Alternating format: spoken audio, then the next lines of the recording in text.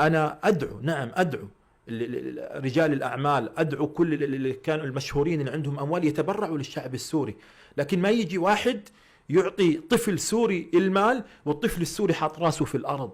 عيب، عيب إنه نصور. مش أنا والله يعني أنا سعيد بالتبرعات التي تصل للشعب السوري، أنا سعيد بأنه في اليوم الناس تتبرع بالشعب السوري، لكن أنا أيضا حزين لما أشوف طفل سوري منزل راسه في الأرض وهو بيستلم المساعدة. ليه؟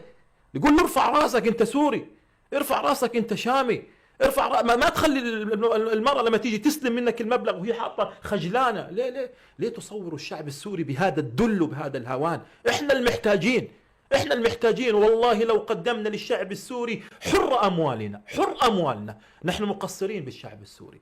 والله لو أعطينا الشعب السوري دماءنا ومقلنا ونحورنا من أجل الشعب السوري، احنا ما قدمنا للشعب السوري شيء بعد. الشعب السوري عظيم، والشعب السوري سيبقى عظيما إلى يوم القيامة. لا تتمننوا على الشعب السوري، والشعب السوري سيكون له دور كبير في الأمة وفي الوطن العربي، لكن اتركوا مساحة للسوريين، اتركوا مساحة لأهل الشام حتى تعلموا أن سوريا عظيمة وستبقى عظيمة.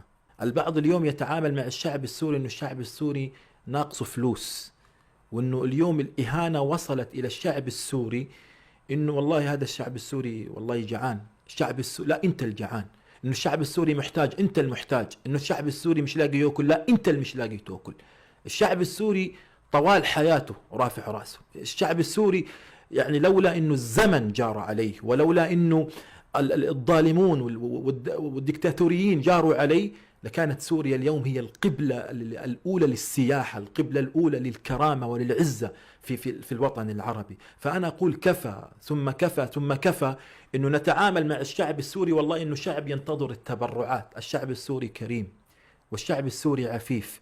نعم هناك فئات تحتاج التبرعات، لكن لا تتعامل مع هؤلاء إنهم شحادين بيمدوا إيديهم. لا، الشعب السوري عمره ما مد إيده. الشعب السوري كان يمد إيده عشان يعطي العرب.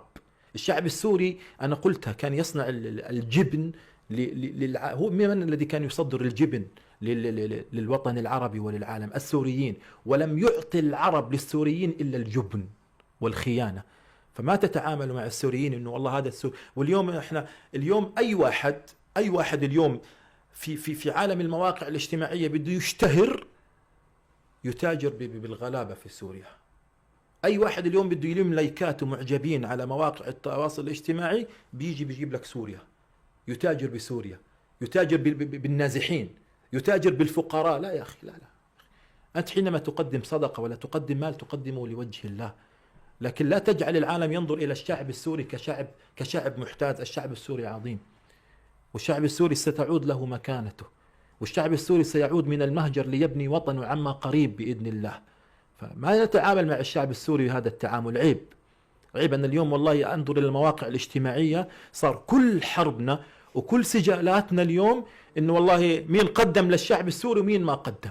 لا، الشعب السوري هو اللي بيقدم، ما حد بيقدم له. أنت لما تقدم شيء للشعب السوري هذا واجبك، لأنه الشعب السوري طوال حياته وهو يقدم لك ويقدم لغيرك ويقدم للعالم. فلا تتمننوا على الشعب السوري. أنا أقول اليوم للي بيحاولوا يشتهروا على حساب القضية السورية، لا لا تشتهروا على حساب الغلابة وحساب المهجرين.